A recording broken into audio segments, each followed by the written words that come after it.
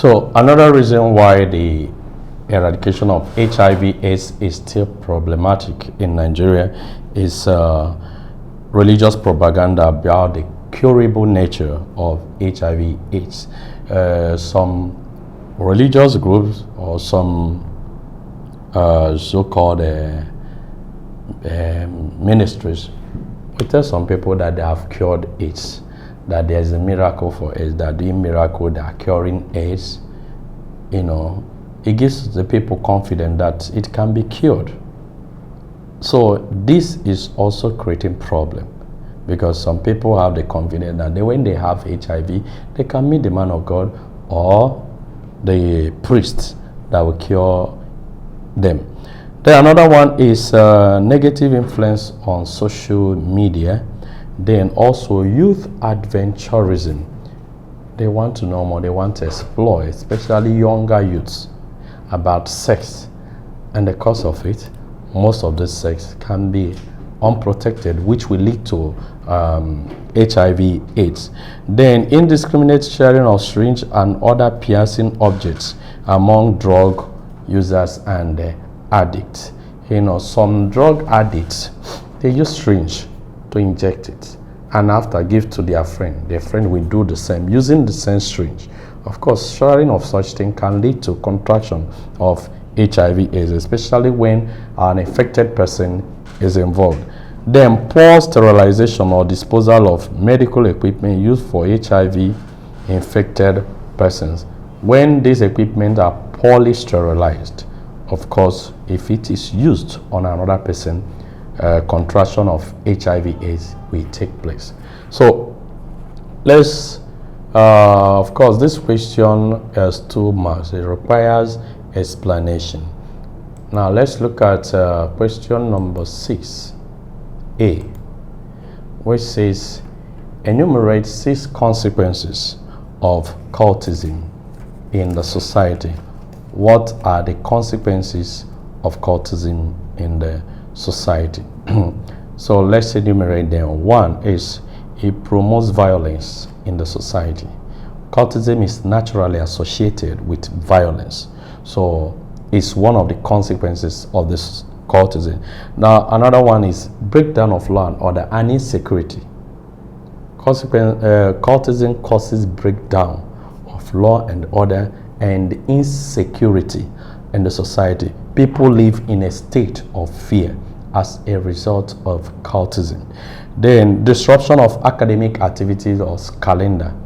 Now at times when cult members are on rampage or having clashes with rival cult groups, the school will shut down, at times months. Of course, academic activities have been disrupted. It will affect the school calendar, and some people may not graduate the time they are supposed to graduate with their colleagues from other universities. So it's another consequence. Then another one is proliferation of arms in the society, making the society as people to hold weapons of destruction in their hands. Then moral decadence and poor moral decadence. It brings about moral decadence because cultism is associated with many immoral activities and behavior. So when you have cultism, of course, moral decadence will take place. Then increase in crime rates. You begin to see things like armed robbery, rape, kidnapping, because these are what some of the things cult members do. Then increase in drug abuse and drug trafficking. Of course, cult members abuse drug and also traffic drug. Then there will be more. There will also be spread of HIV and other sexually transmitted diseases because they rape. They are involved in raping people, victims.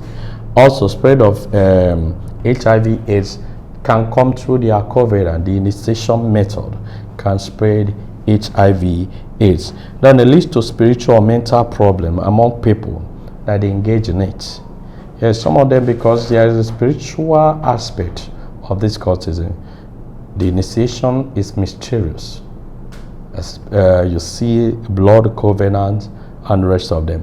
So it can have spiritual consequences on the person at later stage. Then also can lead to rustication or expulsion from school. If one is found by law, if one is found guilty of cultism, of course the person is expelled automatically from the school. Then it increases the number, there will be increase in murder and loss of life with respect to cultism. So cultism leads to killing. Murder will increase on the society. Then it encourages investments in the society. People don't like to invest in any community, in any society that is known for cultism, because they feel it is not safe to even live there. It is not safe for economic activities to go peacefully in that area. Then it breeds irresponsible citizens. Cultists can be labeled irresponsible citizens because it's against the law to join cult. So it breeds irresponsible citizens. It gives bad image to the society. Any society that or school known for cultism, of course, is a bad image to such society. Then it leads to loss of lives and property, including untimely death. Of course, there is untimely death of people, both members of cult during cult clashes and the people who are victims of cult clashes. Can lead to untimely death and destruction of properties. Of course, erosion of ethical values in the society, because they don't live according to the values of the society. Then it erodes commitment to hard work and excellence. It provides mediocrity in the national workforce and human capital.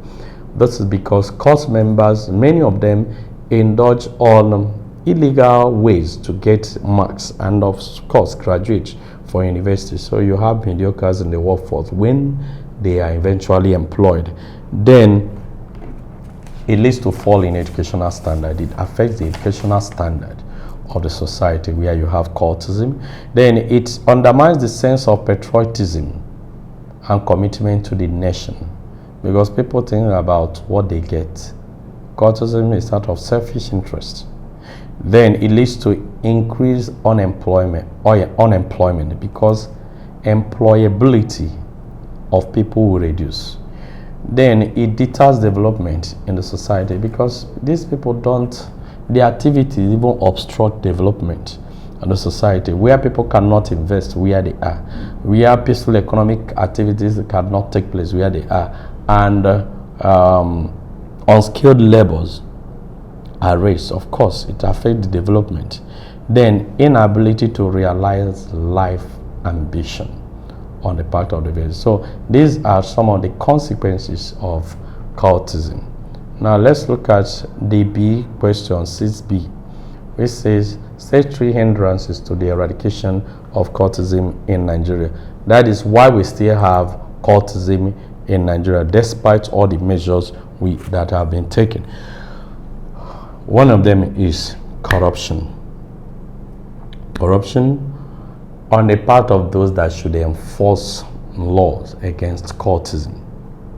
Some of them take bribes, some of them condone it, some of them are even protected by cult members. So corruption, and of course it takes a corrupt-minded person to involve his or herself in this illegal activity called cultism. Then general economic hardship or poverty in the society.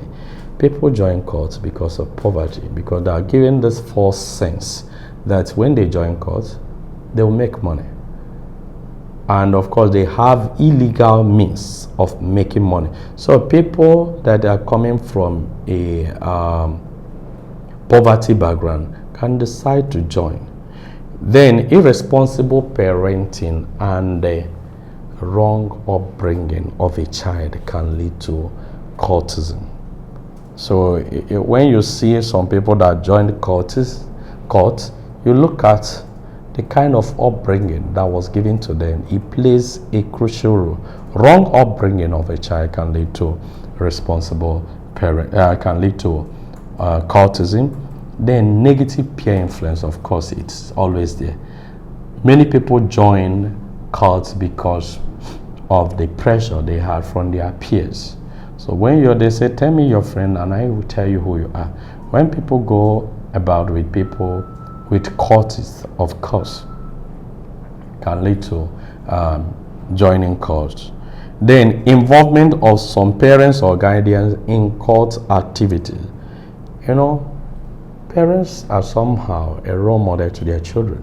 So when they are court members and involve themselves in court activities, the tendency for their children to join court will be high. Then exposure to negative media influence. That is,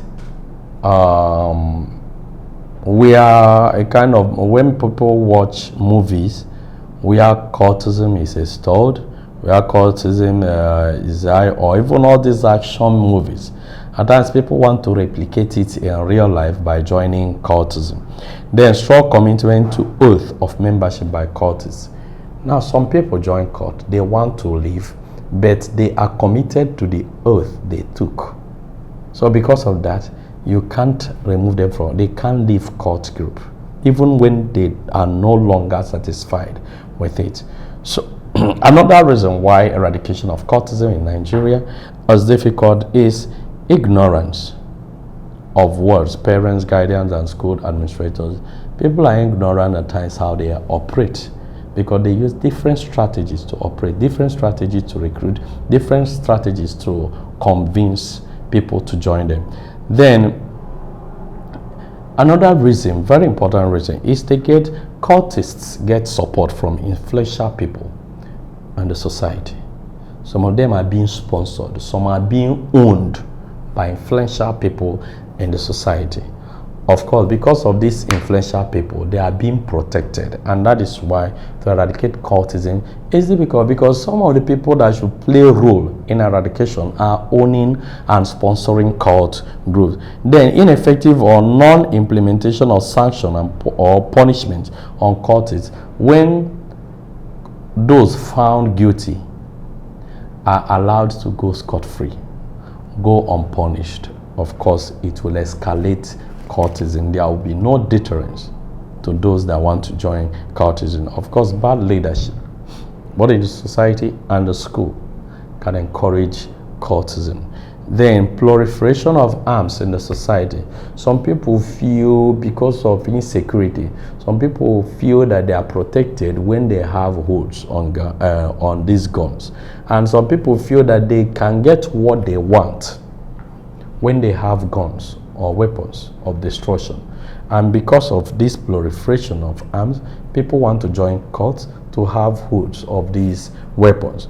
Then persistent threat to members willing to denounce cult membership is a threat.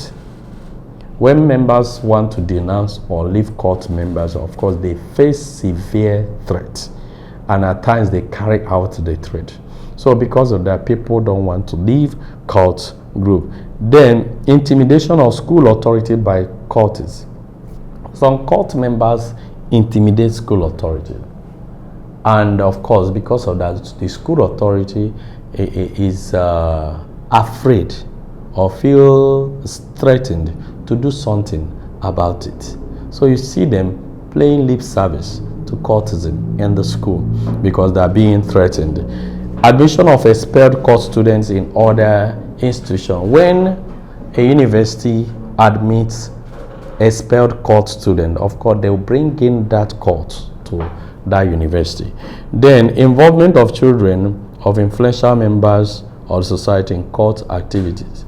When children of influential members are involved in cult activity, of course they help to provide this financial support to cult activity. This makes it difficult to eradicate cultism in the country.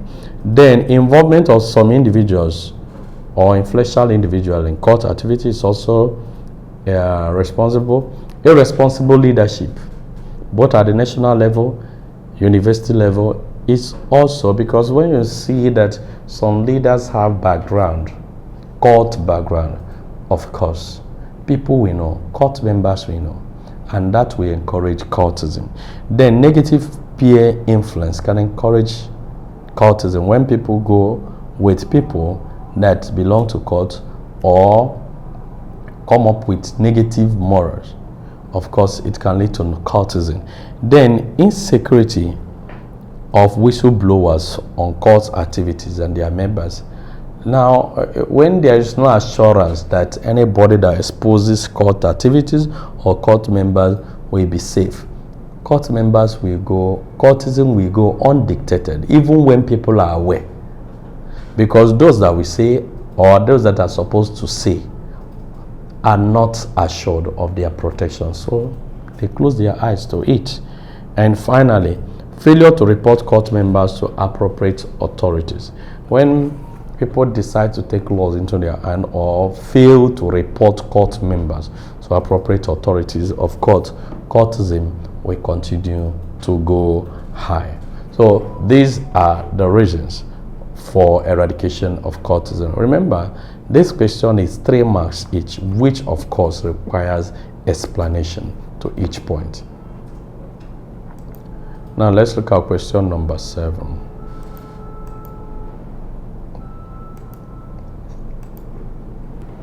Question number 7 says, explain 5 functions of public service in Nigeria. 1. Provision of technical or expert advice to the government. Of course, those in government may lack the technical or professionalism of some fields. So when issues or policies that require technical knowledge, things like health matters will require technical knowledge. Things like engineering matters will require technical knowledge. So when policies are to be made on some of these areas that require technical know-how, public service, especially those at this professional class, will be the one to advise the government. Then preparation and the implementation of budget. It is the public service through the ministries, the civil service precisely, that prepares the budget. And also the implementation of this budget is in the hand of the public service. So they prepare the budget, that is plan about the income and expenditure of the government. They are also responsible for the implementation of this budget. Then they serve as an intermediary between the government and the people. They serve as a channel of communication. The government gets to the people, implements its policies through the public service, while the people are able to give feedback to the government on its policy through the public service. The public service will now get to the government and advise the government based on the feedback they have received from the people. Then they contribute to the lawmaking process by helping to draft bill. They do this by helping the executive to draft bill, especially when you talk about what we call executive bill or public bill that must come from the executive arm of government. It is the public service in a particular sector that will help the government to draft that bill. Then generation of taxes and revenues for the government. Example, the Federal Inland Revenue Service is a revenue generating agency for government. Even the ministries, there are charges they give for some services. Of course, people pay for it. It's a revenue to the government. Nigerian Custom is a revenue generating agency. Nigerian National Petroleum Corporation Limited, is also a revenue generating agency of government. So public service, the government relies on the public service to raise revenue. That's its income. Then they provide social or essential services to the public at cheaper rate. That's here we're talking about specifically public corporation that is established to provide essential services at minimal cost to the public. So it's one of the functions of public service. Here we're talking about groups like Nigerian Port Authority, Nigerian Television Authority, former National Electric Power Authority, and rest of them. So they provide essential services at minimal cost to the public. Then public service provides employment to the public servant. People work there, they are called public servants. They are employed. So it's a source of employment to many citizens. And this part of the world, you find out that the public service employs over 60% of the workforce in the country. Then also they collect and supply vital information or data on government activities and programs. So they carry out research for the government and get the vital information, the data the government needs for policy making and even policy implementation. Then another function of public service is that they keep record for government. So record of activities of government, they keep record of it. That is why if you want to get the record of activity of the previous government before the current government, you get it. Even government in the 80s, it is the public service that will keep record for it. Example, we have a National Bureau of Statistics that keeps data, the economic data of the country, even every sector. It's a record keeping agency. So of course you can get data from it. Then even the ministries, they keep records. So they are record keepers of government. Then even the transactions of government, they keep records. They represent government in important meetings or conferences at local, national, and international levels. Yes, the government send them to represent the government at important meetings. Then they ensure continuity in governance. Very important. Now, those coming into a new government coming, of course, if he's the head of state, he's not quite experienced in the job. He's coming to the job new. So in most cases, it relies on this public service to tell the incoming government where the other government stopped, so that the government can know where to advise, continue. And of course, based on their experience, because they are more experienced than the government in power. So they give advice to the government to ensure that there is continuity in government. Then they assist in formulating, monitoring, and evaluation of government policies. They do this by giving advice. When government wants to formulate policy, because they are experienced, because they have the record, because they have the data, they can give government advice. Then also they help the government to monitor its policies. They also help the government to evaluate the impact of the policies of the government. Then also it ensures smooth transition of power from one political regime to another, because they prepare the documents. Then they also conduct research in new areas of government policies and programs. When government wants to embark on certain policies, they help the government to conduct the related research that the government needs. Also, they enforce laws by protecting lives and property, and protect lives and properties, especially the law enforcement agency. You know, the law enforcement agency is still the public service. So they enforce laws and also ensure security of life and property in the state. They also adjudicate justice through the judiciary. The public service helps in public enlightenment and education. They enlighten the public and educate the public on government policies. Then they also implement, it's a core function, implement and execute government programs and policies. This is their primary function, to implement government that is to put to effect or carry out the programs and policy of any government in power. Then they assist in planning, designing, constructing, and maintenance of public infrastructure. Example, road, bridges, electricity grids. They assist government in that. They assist government to make the plan. They assist government to do the budget. They assist government to monitor the execution of these policies. Then also, they assist political office holders with relevant information concerning their ministries, parastatals, and departments. Yes, of course, you have what we call the ministers. Now, the ministers are in charge. They are political appointees in charge of different ministries. At the state level, we call them commissioners. Now, the public servants in each ministry will educate and equip the minister with relevant information about the ministry. Then they carry out delegated legislation on behalf of the government. Example, statutory instruments come from the public service. Provisional order come from the public service. So some delegated legislation, even bylaws, are coming from the public service. So these are the functions of public service in Nigeria. Now let's look at the next question, which says, name 5 alternative strategies desperate politicians are likely to use to win an election. Now, we are talking about, when we say desperate politicians, yeah, we are talking about negative things some politicians will do, because they were that desperate. That adjective means that they will resort to negative means to win election. Of course, this negative means involves malpractices.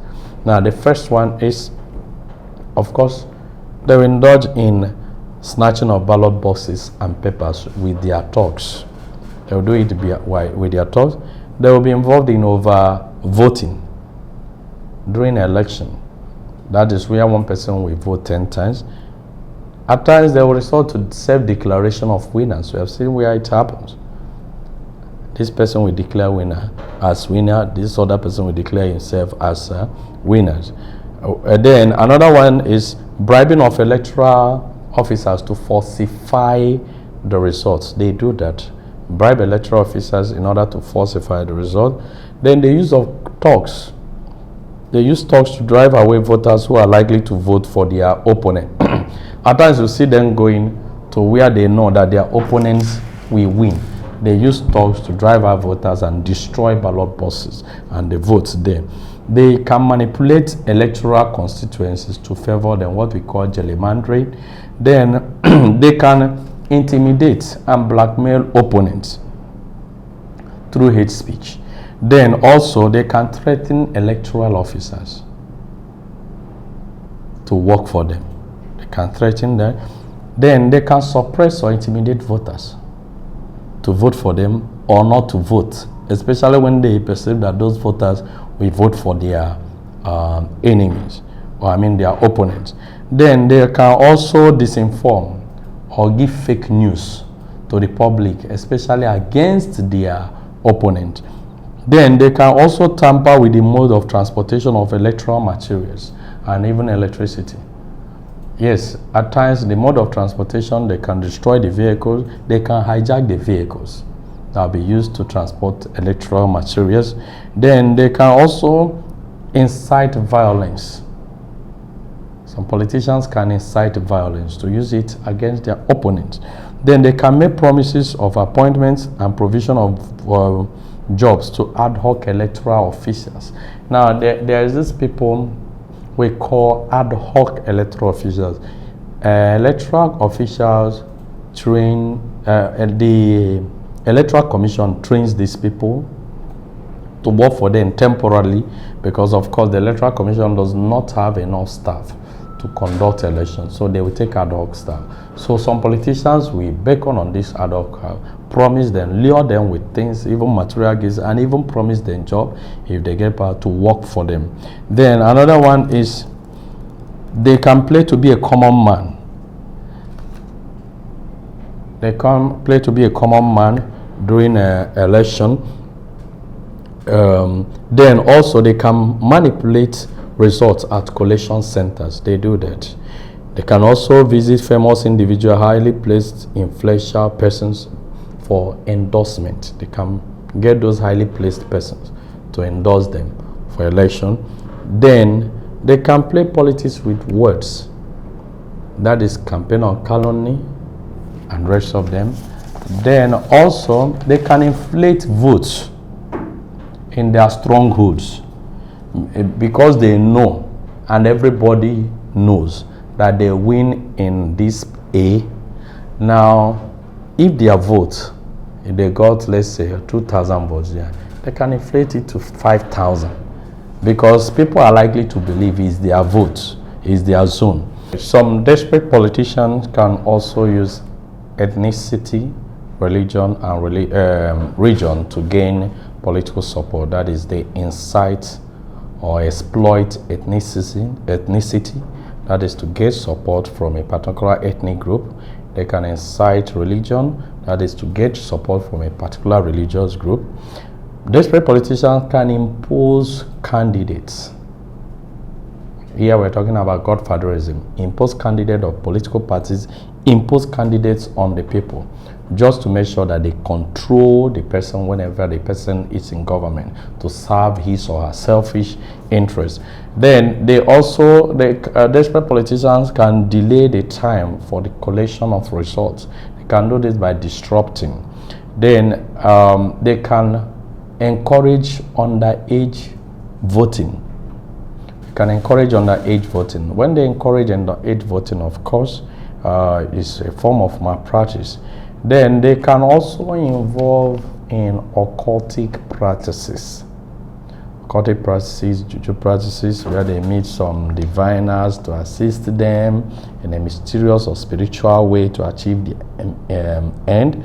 Then, finally, they can murder or kill political opponents as a last resort.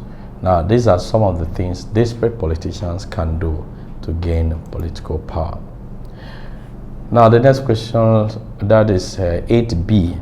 Remember the other one, 5 marks. Each point does not require explanation. Now, this one says, explain 5 effective measures that could be taken to checkmate desperate politicians from winning election at all costs. That is, you're talking about how to curb electoral malpractices in the country. So, what can we do? This question carries 10 marks. That is 2 marks for each, meaning that each mark, each point calls for explanation. So, the first step is, or the first approach is, absolute independence of the electoral body. That is, the electoral body should not be under the control of even the ruling party, even the executive, so that they can discharge their duty without fear or favor. So if they're independent, they will be fair in their dealings. Then another one is appointment of people of impeccable integrity as electoral officials.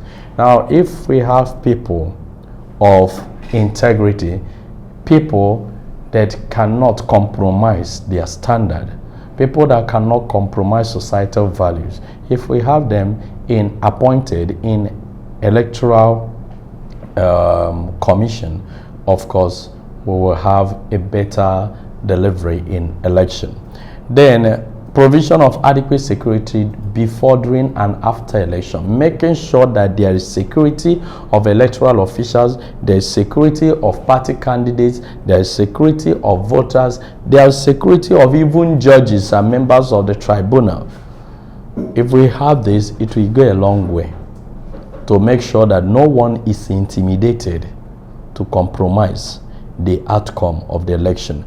Then, if we have transparency in voting and counting of votes, that is, we are talking about open secret ballot here. Yes, we see you drop your paper, ballot paper, but we won't see how you voted. Now, this will save us from having multiple voting, and as well, counting should be publicly done. Transparency in it should be publicly done. Everybody would see it being counted, how it's being counted. There should be voters' education and sensitization, so that the voters will know the implication of doing certain things, so that they know their rights and duties towards election.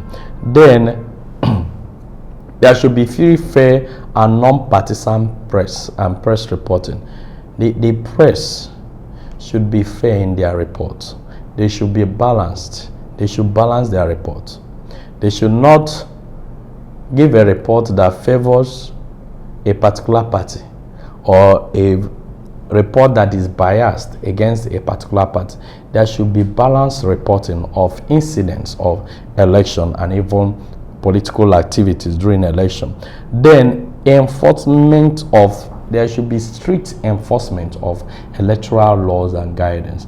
There shouldn't be compromise. The law enforcement agent, any person they find wanting in electoral law or offending the electoral law should be arrested. There shouldn't be any scapegoat. They shouldn't give room for some people who violated this law to be protected by anybody. Then there should be adequate funding of electoral body. The electoral body needs adequate finance to carry out their logistics issues. Then also prompt announcement of the results will go a long way to avoid manipulation, to stop manipulation, because at times manipulation takes place when result announcement is delayed. Some desperate politicians can take advantage of it to manipulate the result. So there should be prompt announcement of the result. Then, political godfatherism should be discouraged. People that should be elected or allowed to campaign and run should be people who can sponsor themselves, people who can stand on their own, not somebody that they pick on the street that has nothing and somebody sponsoring the person. People should not accept such candidate, because such candidate will work for the person that put him there, not the people. Then there should be also people should shun election vote buying and vote selling. People should shun it. People should be enlightened on the consequences of selling their vote and should avoid that. Then strict compliance to the electoral law and rules by the electoral body. The electoral body must comply strictly to the rules to the electoral laws. Then adequate sanctioning of electoral law violators, that is adequate punishment on those that violate electoral laws.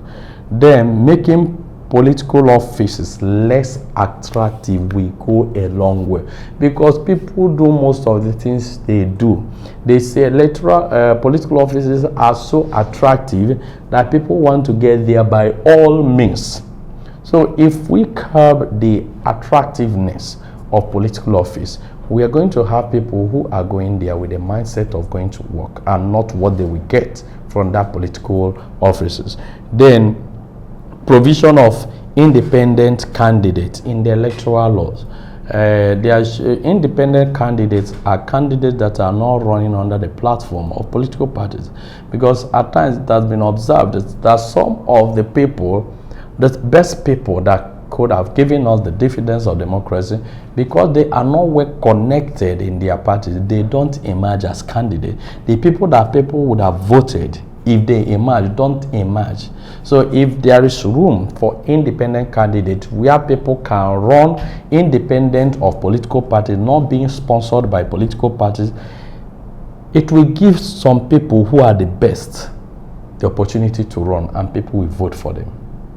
So these are some of the measures that can be taken in order to checkmate desperate politicians from winning at all costs. So remember, this question requires that it must be explained. Now let's look at the last question, question number 9A. Explain the term the executive government, executive arm of government. Now, the executive arm of government is the arm of government responsible for the formulation of policies and the execution of laws in the society. The executive arm of government, the members of the executive arm of government include the president, the prime minister, as the case may be, the vice president, governors, deputy governors, ministers, commissioners, local government chairmen, local government supervisory councillors. So these are the members of the executive arm of government. They are responsible for formulation of policies and the implementation of laws. Now let's look at the ways. Let's look at the next question. The next question says, in what 6 ways do constitutional rules of the executive arm of government promote democracy? So we are actually talking about the importance of the executive arm of government. The first one here is ensuring democratic principles and values in the society. The executive arm of government ensures democratic principles and values in the society through their roles. Then they maintain and enforce laws and order in the society. The executive arm of government does this, that's maintenance of law and order in the society, through the law enforcement agencies. They depend on the law enforcement agencies to maintain and enforce laws in the society. whenever there is any catastrophe, whenever there is breakdown of law and order, you see the presence of law enforcement agency, which is under the executive arm of government to maintain order. Then, protection of lives and property of citizens and the state. It is the duty of the executive arm of government to also protect lives. The executive is responsible through the law enforcement agencies to make sure that lives and property are protected in the state. Then another importance of the executive is strengthening and encouraging the existence of democratic institutions like electoral bodies through the appointment of the officials of the electoral bodies, political parties, pressure groups, civil society, by encouraging their existence.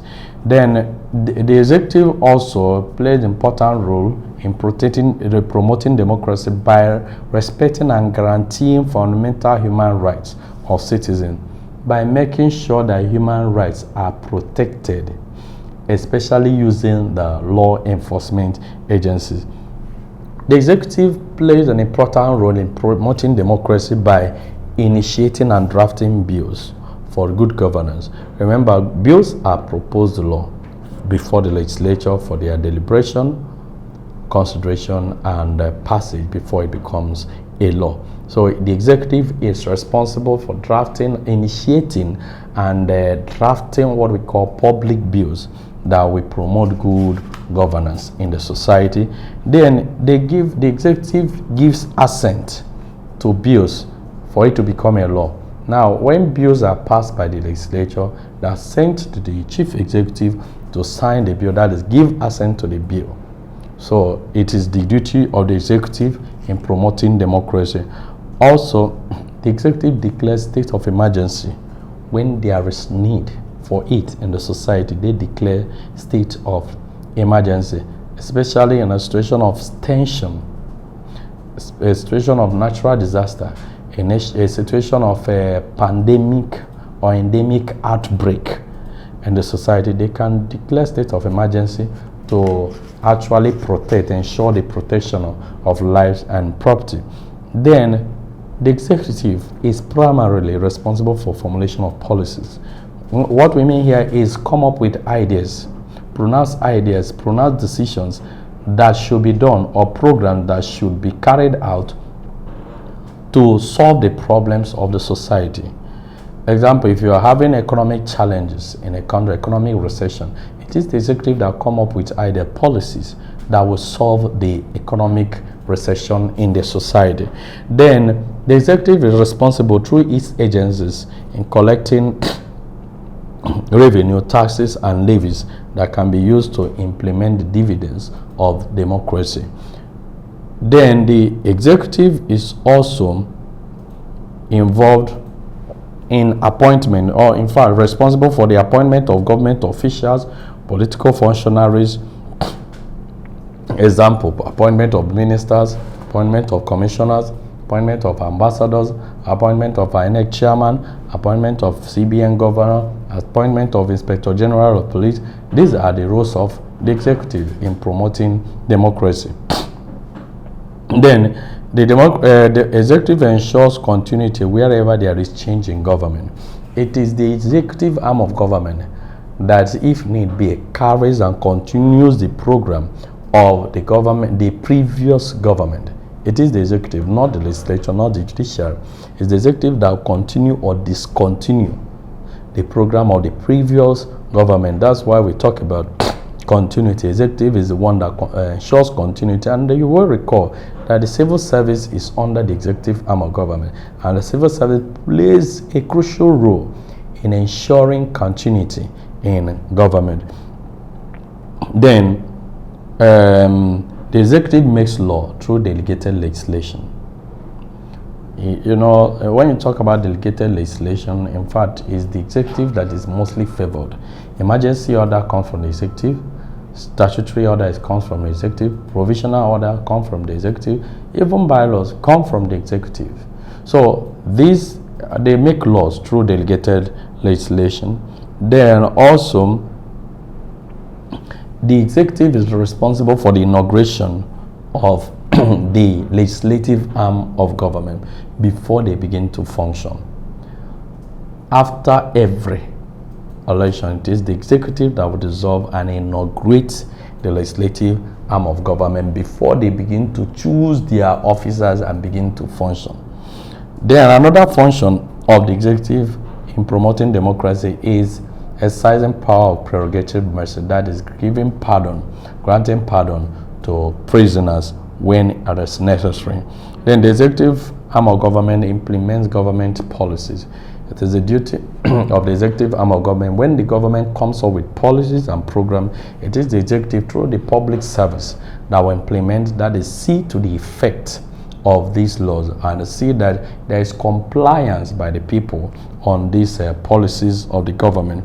The executive plays a crucial role in promoting democracy by providing social and economic infrastructure or social amenities like schools, hospital, good road, water, electricity to make the society comfortable for the citizens. Then the executive creates awareness on government programs and policies, that is, educates and sensitizes the people on government programs and policies, and it does this through the public service. Whenever the government comes up with any policy, it is the executive through the public service that will sensitize and educate the people on the policies of government. Then another role of the executive arm of government in promoting democracy is raising funds for national development through taxation and fiscal policies. So it is the executive that will decide on how to raise funds for national development. They can decide to increase tax, to raise funds for the government, to carry out national development plans. Then it's the executive that maintains international relations, and it does this by signing treaties, signing conventions, signing pacts with other countries and international organizations. So the executive maintains international relations. Then the executive protects the country against external aggression. That is why the chief executive is usually the commander-in-chief of the armed forces. So whenever there is need to protect the state from external aggression, that is attack, it is the executive that will deploy the military, the armed forces, to protect the state against external attack. Then the executive creates job opportunities. He does this by appointment he makes. He does this by employing people into the public service and the civil service. It also creates an enabling environment for socioeconomic development. He does this by creating policies that will promote economic and social development in the country, that will attract foreign investors, and also through provision of the basic amenities that will allow economic activities to thrive. Then also the executive arm of government attracts financial aid from other countries by seeking for it when the country needs financial help from other countries. Then the executive performs what we call ceremonial function.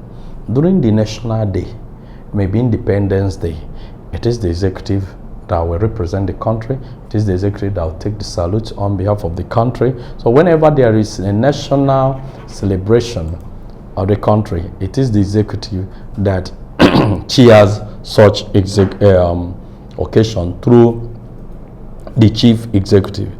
Then the executive also prepares the annual budget of the nation, that is, prepares the financial plan for income and expenditure of the government for a fiscal year.